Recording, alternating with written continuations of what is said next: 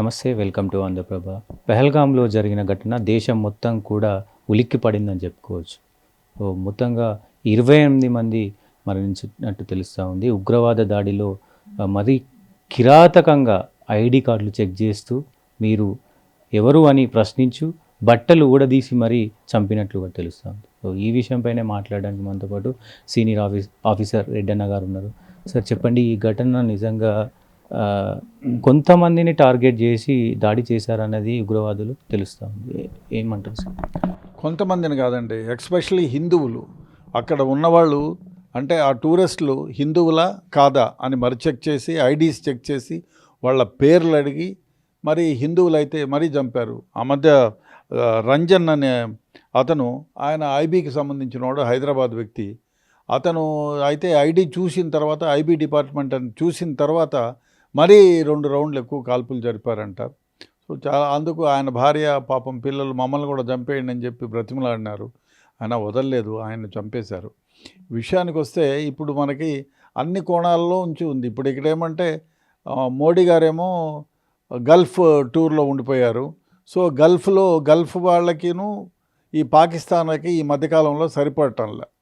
So దానివల్ల ఏమైందంటే Gulf మనతో కొంచెం ఫ్రెండ్షిప్ ధోరణిలో ఉన్నారు. అదే కాకుండా గల్ఫ్లో నుంచి కొందరు ఖైదీలని భారతదేశానికి వదిలిపెట్టడానికి ఆయన ఇప్పుడు ఉత్సుకత చూపుతున్నారు. 2 దేశాల మధ్య ద్వైపాక్షిక సంబంధాలను నెలకొల్పడానికి ఇది మాట్లాడే మీటింగ్ ఉంది. సో దాని నుంచి డిస్ట్రాక్ట్ చేయడానికి, అదేవిధంగా ప్రపంచ దృష్టిని ఆకర్షించడానికి, అదేవిధంగా ఇప్పుడు అమెరికన్ వైస్ ప్రెసిడెంట్ ఇండియాలో ఉన్నాడు.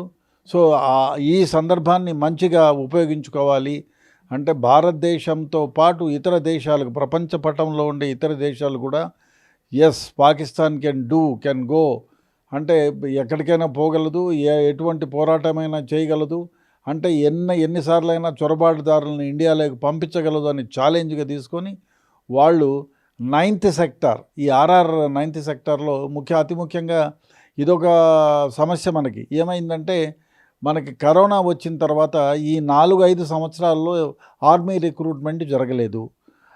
అదే కాకుండా ఈ 9th సెక్టారు కొంచెం గాలికి వదిలినారనే చెప్పాలి. ఎందుకంటే అది సేఫ్ సెక్టరు, అదంతా వీళ్ళు వచ్చిపోతూ ఉండవు, కార్మికులు కాకుండా టూరిస్టులు వచ్చిపోతూ ఉంటారు కాబట్టి పెద్ద అలజడి లేనిదని చెప్పి ఆ సెక్టార్ని కొంచెం కనుమరుగు చేశారు. ఇంత క్రితం అంటే ఈ 370 కంటే ముందు ఆ ఏరియాలో, ఆ సెక్టార్లో మ్యాన్ పవర్ ఎక్కువ ఉండేది. ఇవన్నీ కలిపి దాదాపు 1,80,000 మంది ఇంకా రిక్రూట్ చేయాలని వేకెన్సీస్ ఉన్నాయి, అది జరగలేదు. సో ఇన్ని కారణాల వల్ల వాళ్ళు 9th సెక్టార్ని ఎంచుకున్నారు. అదేవిధంగా ప్రపంచ దృష్టిని ఆకర్షించాలని ఒకటి, అదేవిధంగా గల్ఫ్ దేశాలతో మన సంబంధాలను చెడగొట్టాలనేది ఒకటి, అదేవిధంగా అమెరికా అధ్యక్షుడు మన దగ్గర ఉన్నాడు కాబట్టి అదొకటి. సో ఇవన్నీ లక్షగే తోయిబా మొదటి నుంచి చెబుతానే ఉంది, తాము ఎప్పుడైనా అటాక్ చేస్తామని. టీఆర్ఎఫ్ వాళ్ళ సంస్థ అది, వాళ్ళ ద్వారానే చేయగలుగుతున్నారు. అతి ముఖ్యంగా మనకి పాకిస్తాన్ ఆర్మీ చీఫ్ మునీర్, ఆయన మొన్న అన్నాడు హిందువులని, అందుకే హిందువుల గురించి చెడ్డగా మాట్లాడు. అందుకే ఈ కాల్చేవాళ్ళు కూడా, అక్కడ చంపేవాళ్ళని కూడా ముందు ఐడి కార్డు చూసి బట్టలిప్పి మరీ తనిఖీ చేసి పేర్లు అడిగి ఇన్ని చేసి హిందువులనే టార్గెట్ చేసి చంపారు. అంటే ఆర్మీ చీఫ్ చెప్పిన దానికి, పాకిస్తాన్ ఆర్మీ చీఫ్ చెప్పిన దానికి వాళ్ళు చేస్తున్నారా లేదు, ఈ కారణాలన్నీ మనం విశ్లేషించుకోవాలి. అతి ముఖ్యంగా ఈ 9th సెక్టార్ని ఏ విధంగా మనం నెగ్లెక్ట్ చేసాము. 9th సెక్టార్ ఒకటే కాదు, మిగతా సెక్టార్లో కూడా మ్యాన్ పవర్ని పెంచాలా, ఆర్టిఫిషియల్ ఇంటెలిజెన్స్ని పెంచాలా, అదేవిధంగా అక్కడ అతినిత్యం డ్రోన్లు ఏర్పాటు చేయాలి. ఎవరైనా చొరబాటుదారులు ఉంటే రహితంగా వాళ్ళని పట్టుకోవడమో కాల్చి చంపడమో చేయాలి. అతి ముఖ్యంగా ఇది జరిగిన తర్వాత, ఎస్పెషలీ ఈ దాడి జరిగిన తర్వాత, మనం ఇప్పుడు ఎవరైతే డెకాయిల్ని కొందరిని ఏర్పాటు చేసుకోవాలి. అదేవిధంగా మన మిలిటరీ ఇంటెలిజెన్స్ని ఉపయోగించి ఏ దారిలో నుంచి వచ్చారు, ఎవరు వచ్చారు, వీళ్ళకి ఆశ్రయం ఎవరన్నా ఇస్తూ ఉండాలి. అంటే మిలిటరీ యూనిఫామ్, భారతదేశం మిలిటరీ యూనిఫామ్ వేసుకొని వచ్చారు అంటే బహుశా ఇక్కడ ఆర్మీలో ఉండి రిటైర్ అయిన వాళ్ళు, లేదు అంటే ఇక్కడ ఉన్న లోకల్స్తో వాళ్ళు డెఫినెట్గా సత్సంబంధాలు నెలకొల్పుకొని వాళ్ళ ద్వారా అక్కడికి 9th సెక్టర్లోకి ప్రవేశించి ఈ పని చేశారు. ఎవరైతే వాళ్ళ సానుభూతి పరులు ఉన్నారో వాళ్ళని గుర్తించాలా, ముందు వాళ్ళని ఎలిమినేట్ చేయాల్సి ఉంటుంది. ఆ తర్వాత ఏ ద్వారానైతే వచ్చారో, ఎవరెవరైతే సహకరించారో వాళ్ళని, తర్వాత ఇట్లాంటి చొరబాటుదారులు ఇంకా ఈ సెక్టార్లో, మిగతా సెక్టార్లో ఎక్కడైతే ఎవరైతే ఉన్నారో వాళ్ళను గుర్తించి వాళ్ళని ఎలిమినేట్ చేయాల్సిన అవసరం ఎంతైనా ఉంది. ఇప్పుడు భారతదేశం డెఫినెట్గా రిక్రూట్మెంట్ అని ఇమ్మీడియట్గా చేయాలి.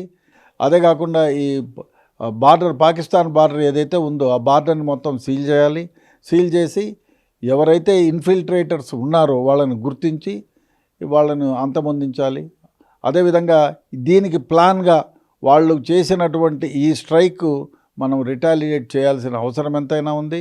అది ఆర్మీ చీఫ్కు తెలుసుకోవాల్సి ఉంటుంది. మునీర్ ఈ పొద్దు కాకపోయినా రేపు భారతదేశం లాంటి గొప్ప దేశంతో మనం పెట్టుకుంటే మసైపోతామనేది ఒక పాఠంగా నేర్పించాల్సిన అవసరం ఎంతైనా ఉంది. డెఫినెట్గా ఇది షాకింగ్ కామెంట్స్, షాకింగ్ న్యూస్. 28 మంది ఇప్పటికే చనిపోయారు, మిగతా మంది చాలామంది ఇంజూర్డ్ అయ్యారు. సో రేపు మళ్ళా 6వ తారీఖు నుంచి యాత్రలు ప్రారంభమవుతున్నాయి. కాబట్టి డెఫినెట్గా దీనిపైన ప్రభుత్వం సీరియస్గా థింక్ చేయాలి. సీరియస్గా థింక్ చేసి ఎవరైతే ఇన్ఫిల్ట్రేటర్స్ ఉన్నారో వాళ్ళను కనిపెట్టి వాళ్ళను అంతం చేయాల్సినటువంటి బాధ్యత మన ప్రభుత్వానికి. సో దీనిపైన కొంతమంది నాయకులు ఇది తప్పిదం పూర్తిగా ఇంటెలిజెన్స్ డిపార్ట్మెంట్ది అని చెప్తా ఉన్నారు. ప్రభుత్వం కొంచెం లోబర్చుకొని ఉంది, ప్రభుత్వం చిత్తశుద్ధితో పనిచేసి ఉంటే ఇది జరగపోతుంది అనేది కొంతమంది వాదన ఉంది.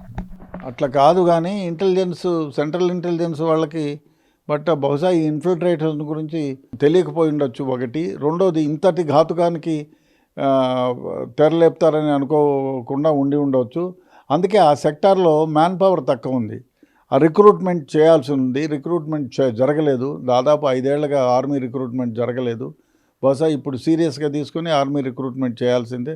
అదే కాకుండా 4 సంవత్సరాలు చేసే ఏదో ఒక ప్రాతిపదికన పెట్టారు. అది చెప్తే అది విరమించుకోవాలి. ఏదో మహావీరో, ఏదో బుద్ధ వీరో, ఏదో ఒక వీర్ అని ప్రవేశపెట్టారు. అది 4 years పనిచేసి ఆర్మీలో నుంచి పోయడానికి. అది ఐ డోంట్ థింక్, ఎందుకంటే 4 years పని చేస్తాం కదా అని వాళ్ళకి సీరియస్నెస్ లేకపోతే తలనొప్పి, దేశ భద్రతకే ముప్పు. కాబట్టి డెఫినెట్గా పర్మనెంట్ రిక్రూట్మెంట్ జరిగి తీరాలి. అదేవిధంగా ఇట్లా సెక్టర్స్ ఏమైతే ఉన్నాయో, ఎక్కడైతే యాత్రికులు పోయే సెక్టర్స్ 9th సెక్టర్ లాగా మిగతా సెక్టర్లు ఏమున్నాయో, రేపు అమర్నాథ్కి పోయే దగ్గర కానీ మిగతా దాంట్లో కానీ గట్టి బందోబస్తు ఏర్పాటు చేయాలి. అదేవిధంగా చొరబాటుదారులను గుర్తించి వాళ్ళని ఎలిమినేట్ చేయాల్సినటువంటి బాధ్యత ప్రభుత్వానికి. గతంలోనే సార్, ఈ మధ్య కాలంలోనే జమ్మూ కాశ్మీర్లో ఎలక్షన్స్ అయినాయి. జమ్మూ కాశ్మీర్కి సంబంధించిన పార్టీ ఒకటి అక్కడ ఎలక్ట్ అయింది. సో కేంద్రపాలిత ప్రాంతంగా ఉంటే బాగుంటుంది అంటారా? ఇప్పుడు రాష్ట్ర ప్రభుత్వం ఉంటుంది కాబట్టి, ఈ రాష్ట్ర ప్రభుత్వం వచ్చిన తర్వాత మారి పెద్దగా అయింది కాబట్టి ఎట్లా చూడొచ్చు సార్ దీన్ని? ఇప్పుడు అది కాదు, ఎందుకంటే వాళ్ళు ఈ హిందువులనే ఏరి చంపడానికి కారణం ఏమంటే అక్కడ కాశ్మీరీ పండితులను చాలామందిని ఎలిమినేట్ చేసి పంపించారు. కానీ వాళ్ళంతా మళ్ళీ తిరిగి వస్తున్నారు ఒకటి.